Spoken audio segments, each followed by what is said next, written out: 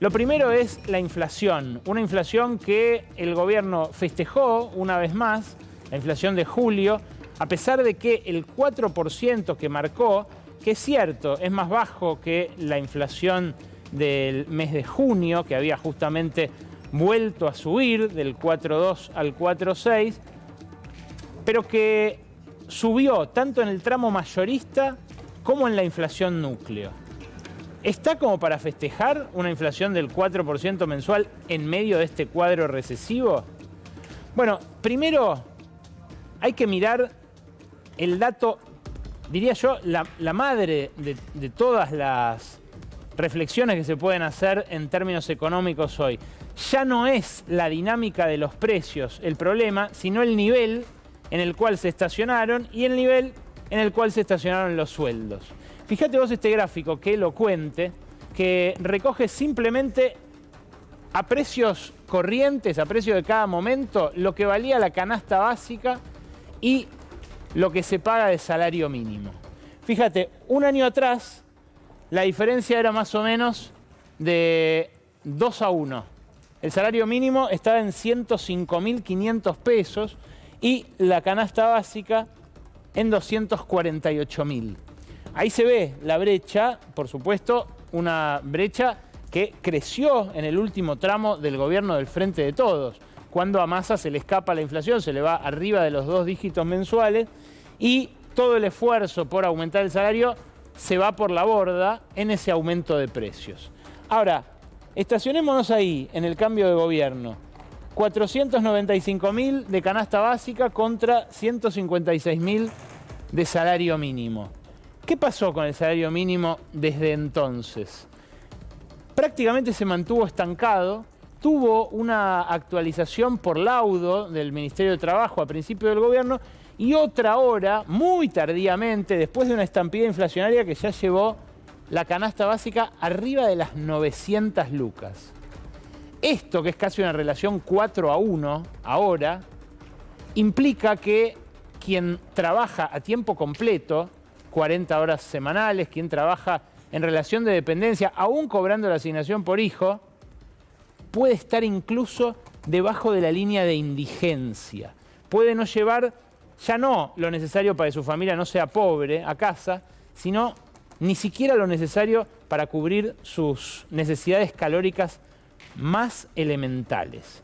Y esto se vio en los números oficiales que publicó el INDEC, en los famosos microdatos de la encuesta permanente de hogares. Yo les mostré la semana pasada una placa con la pobreza recalculada sobre esos mismos microdatos, pero trimestralmente. ¿Por qué? Porque el INDEC informa semestralmente la pobreza. Y claro, la pobreza dio ese 41,7 en el semestre último que se midió. Todavía falta que en un par de semanas conozcamos la del semestre inicial de este año. Ahora, lo que reflejan los microdatos del INDEC es el primer trimestre de este 2024, que es lo enteramente atribuible a Milei.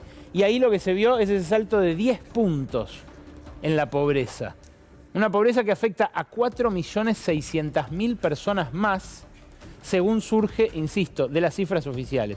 Esto había sido un dato, para mí, inexorable cuando se conoció hace 2 semanas, pero en el medio se conoció que UNICEF, en su evaluación cualitativa de la pobreza, de las necesidades básicas insatisfechas, informó que 1,5 millones de niños y adolescentes saltean una comida, que 1 millón de esos niños se va a dormir sin cenar. Y la UCA, su observatorio social, publicó la semana pasada que la pobreza en ese sector, en esa franja etaria, ya está orillando el 70%. Estoy hablando de los menores de 14 años en la Argentina. Ahora, mira lo que calculó Exquanti, que es una consultora que solemos citar cuando hablamos de los datos de la EPH, porque justamente están especializados en esta sociodemografía. ¿Qué porcentaje del ingreso de las familias indigentes proviene de subsidios? Fíjate vos que esto está analizado durante todo el año pasado y este principio también, Y aún cuando el gobierno se llena la boca diciendo que la billetera de Sandra Petovelo de Capital Humano es la única que tiene recursos, bueno, ahí tenés. Solamente el 7,9% de los recursos de una familia indigente, según la EPH, provienen de asistencia social. Y esa escalerita descendente, desde principios del año 2022, no hace más que mostrar hasta qué punto el Estado se está retrayendo.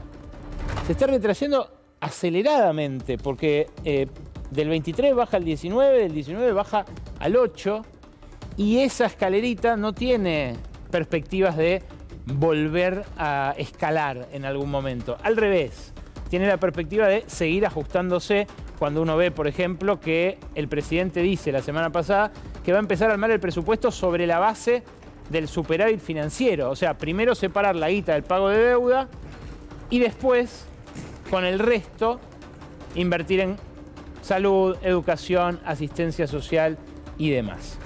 Ahora, esto tiene un correlato en las góndolas. Yo les vengo contando, a principios de este gobierno se veía muy palpablemente, qué pasa con el consumidor que llega en el supermercado a la línea de cajas. En la línea de cajas pasaba en los primeros meses de este gobierno que mucha gente dejaba muchos productos. Incluso habían tenido que reasignar parte del personal de reposición a recoger esos productos de la caja y volver a ponerlos en las góndolas. Bueno, esto dejó de pasar, me contaban fuentes del supermercadismo, dejó de pasar porque la gente ya se dio cuenta de que no se puede comprar esos productos. Ahora, lo que empezó a pasar es que los consumidores se pusieron en modo búsqueda del tesoro. Van migrando de una cadena a la otra a la búsqueda de ofertas que, si no están, no compran directamente. Entonces empieza a pasar que algunos días están desiertos los supermercados y que en los días de promoción se superpueblan con la gente que es objeto destinatario de esa promoción. Ahora, incluso contando eso, el desplome es tremendo. Mirá, acá tenemos lo que pasó con los últimos meses de las ventas en los supermercados. La estadística es de Sentia, están al revés esos últimos meses, viene obviamente primero junio, después julio. Pero fíjate cómo el 16,1 de julio marca la peor caída de todos los meses de Milei. Tuviste caídas relativamente importantes, porque ya que caiga un 3, 4, 5% en el volumen de consumo masivo de un supermercado es un montón. Pero después en abril se había hecho un desplome del 13,7. En mayo pareciera recuperarse algo de terreno, o por lo menos caer menos interanualmente. En junio empeora y en julio empeora todavía más. Mirá, la información que tengo es que en el mes de agosto, en lo que va del mes de agosto, 11 días tengo de estadística. Pero en lo que va del mes de agosto, viene cayendo 18,8%. Sí, mírame bien. 18,8%. Es un nivel de caída que en los supermercados simplemente no pasa. No pasa. Hay algunos supermercados que lo capean mejor, otros peor. Por ejemplo, me decían en Disco y Jumbo, que apuntan a una crema del negocio, no se nota tanto la caída. El que está complicado, por ejemplo, es Chango Más, de Francisco de Narváez, que incluso salió a buscar comprador. Decían que se lo podía comprar Coto. Parece que no. Por ahora, no va a haber cambios de manos, pero la situación del sector es tan dramática que ni siquiera atinan a cerrar sucursales. Están lanzando todo tipo de promociones para ir a la búsqueda de ese consumidor en modo tesoro y, bueno, no hay reacción. Es, bueno, algo que se ve en todos los rubros. Fíjate por canasta de productos. Acá tenés la alimentación, las bebidas sin alcohol, las bebidas con alcohol, desayuno y merienda, higiene y cosmética, impulsivos, que son los que ya nadie tiene ningún impulso de comprar ahí al final de la góndola, 25% abajo, limpieza de ropa y hogar y perecederos. Mirá lo que son esos desplomes. Bueno, esto es lo mismo que registran los frigoríficos con la menor faena en 100 años. Sí, en 100 años. O las usinas lácteas que vieron caer la demanda de leche larga vida un 20%, de sachets un 12,2%. Vos imaginate lo que uno deja de comprar antes de dejar de comprarle la leche a los chicos, ¿no? Bueno, estos guarismos tienen desconcertados no solo a los empresarios, a los gurúes del consumo masivo que suelen tener siempre una estrategia a la mano. Bueno, de hecho, esas estrategias son las que empiezan a aflorar y a llamar mucho la atención. Esta campaña, por ejemplo, que lanzó Newsan, que se acaba de comprar las marcas de Procter & Gamble, una de las empresas de consumo masivo más grandes del planeta, se compró la filial local, marcas como Pantene, por ejemplo, como Always, la de los pañales para adultos, la de las marcas Pampers de pañales para bebés. Bueno, lanzaron una campaña en la cual retrotraen los precios al verano último. Esto lo festejó Ramiro Marra. Fue muy extraño verlo celebrar al influencer libertario, que ahora es concejal, es legislador porteño, felicitando a la empresa, diciendo tremendo, miren qué buena noticia, cuando la propia empresa estaba diciendo que lo hace por la crisis. Yo pude entrevistar al CEO de Newsan, me decía, bueno, son maneras de adaptarse a la crisis. Repito, rubros que no se están moviendo, rubros que caen 17, 18, 20% en el consumo masivo, que son niveles solo equiparables a los de la pandemia o los de un conflicto tipo 2001-2002. Bueno, yo no sé si Marra escuchó el spot completo, capaz no lo habría agradecido si hubiera escuchado que lo hacen por la crisis, pero lo que seguro no sabe es que nunca en la historia argentina se vendieron menos pañales que ahora. Uno diría que el pañal, nos enseñan en la facultad, es un producto de demanda inelástica, ¿no? Los bebés usan más o menos la misma cantidad de pañales por día y la tasa de natalidad no varía tanto de un año al otro. Ahora, ¿por qué nunca se vendieron menos pañales en volumen físico que en este 2024 en la Argentina? Bueno, no es difícil responder esa pregunta. Me fui a la planilla del INDEC y me fijé, entre noviembre y julio los pañales subieron 237%. La inflación en ese mismo periodo de Milei fue del 135%. O sea que los pañales aumentaron más de 100 puntos por encima de la inflación promedio. Aumentaron apenas devaluó Caputo en diciembre, enero, febrero. Después vino la venta de esta multinacional, de la filial de esta multinacional, a capitales locales que, viendo que no vendían nada, sacan una promoción. Pero es lo mismo que la cadena de mayoristas que anunció el fin de semana que iba a empezar a aceptar dólares. Va a aceptar dólares, y va a aceptar dólares rotos incluso, o medio amarillentos, con cara chica, de los viejos y demás, porque no vende nada. Y eso pone en perspectiva distinta al 4% de inflación, porque si estamos viendo que tiene un piso difícil de perforar, que la núcleo fue mayor en julio que en junio, que la mayorista también fue mayor que en junio, bueno, es un nivel alto para tenerlo como piso en este contexto recesivo. Claro, esta compañía mayorista lo que hizo fue sacar una promoción que dice te reconozco más pesos que los que vale en el blue el dólar. De vuelta, ¿por qué? Porque no venden nada. Los mayoristas están peor todavía que el promedio de las superficies grandes de venta porque la gente, los particulares, dejaron de hacer esas compras grandes que hacían para ganarle a la inflación. Y el comerciante siente la recesión y también repone menos, repone cada vez menos. Bueno, en este contexto recesivo es que el gobierno va a avanzar en reglamentar la ley bases. Y el primer paso de la reglamentación de la ley bases es una reforma laboral que va a incluir un montón de cambios. La extensión del periodo de prueba, hoy de 3 meses a 6, 8 meses e incluso 1 año.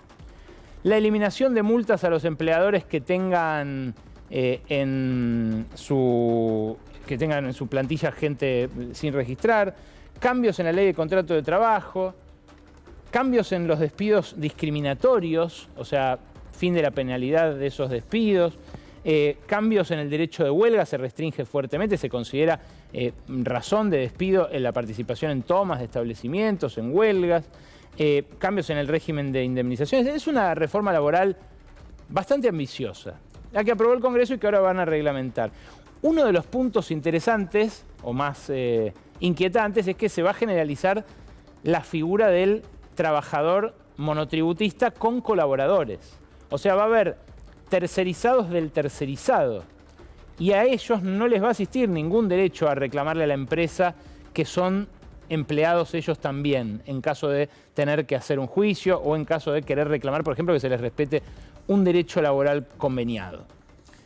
Bueno, esto, aún antes de que se consustancie esta reglamentación, ya empezó a aparecer en los conflictos, porque hay una conflictividad innegable en los lugares de trabajo. Hay mucha gente pidiendo aumento, gente a la que no se lo dan, mucha gente yéndose de los trabajos, gente siendo despedida por la recesión. Y fíjate lo que pasó en FEMSA, la embotelladora de una de las marcas de gaseosa más importantes del mundo. Esta embotelladora es de capitales mexicanos.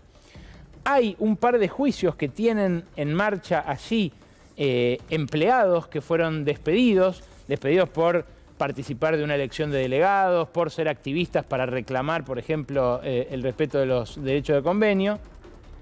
Y el estudio Brullú y Funes de Rioja por el abogado que preside la Unión Industrial y Brullú por su socio, ambos consultados en la redacción de la Ley Bases, o sea, gente que participó de la redacción de la Ley Bases, ahora en nombre de las empresas cita la Ley Bases para decir que no va a reponer a los empleados despedidos injustamente, según la primera instancia judicial, porque la Ley Bases lo permite.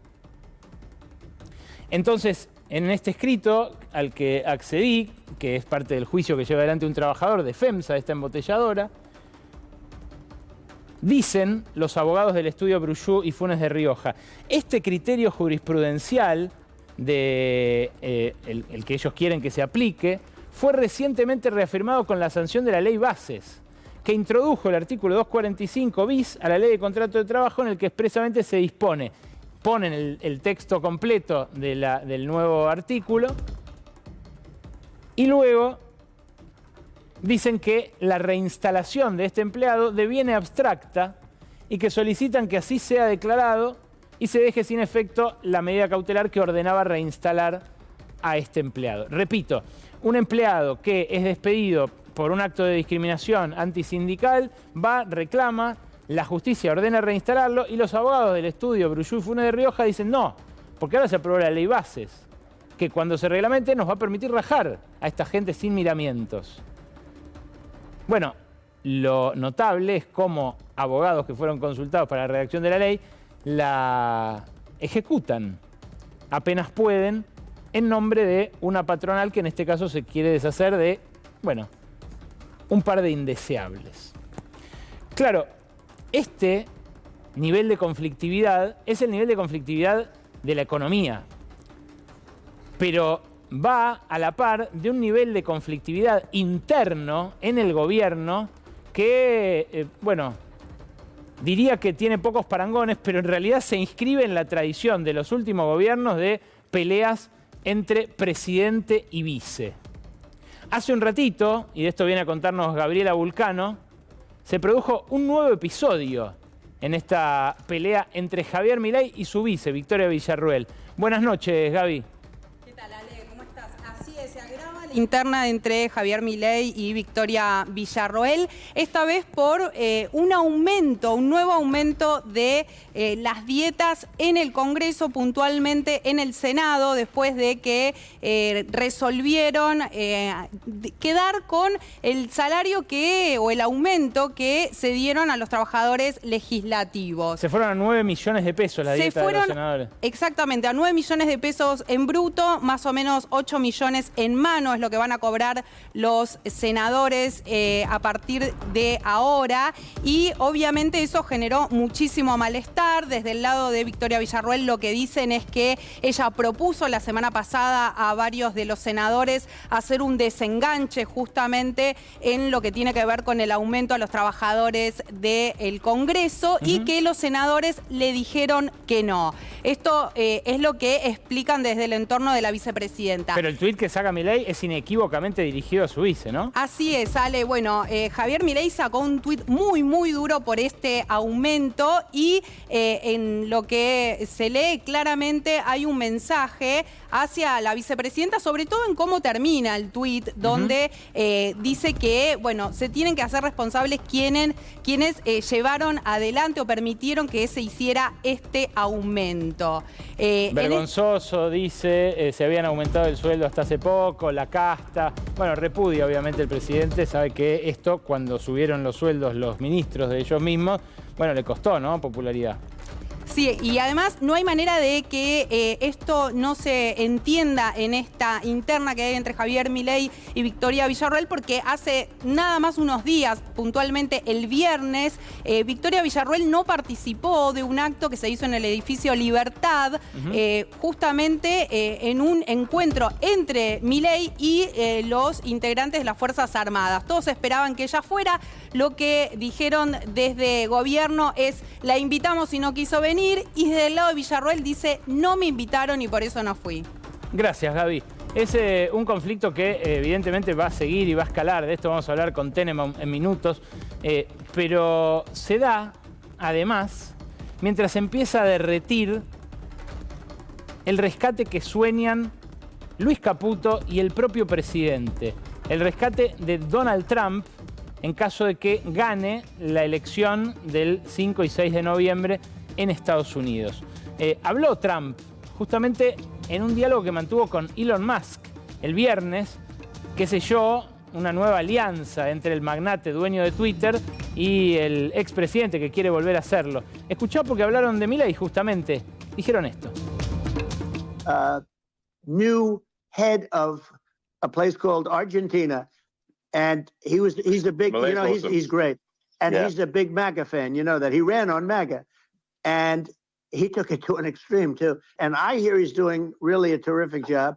It's called Make Argentina Great Again. It worked out perfectly. He's doing a big job. He really cut. And I'm hearing they're starting to do pretty well. Inflation's getting down. You know, they had like 2,000%. Exactly. They had inflation like not normal inflation. They had the real deal.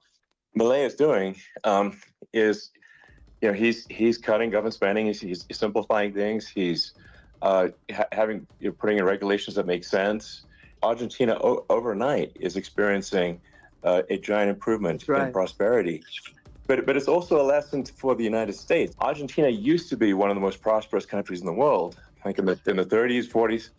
And because of bad government policy, it ruined the country.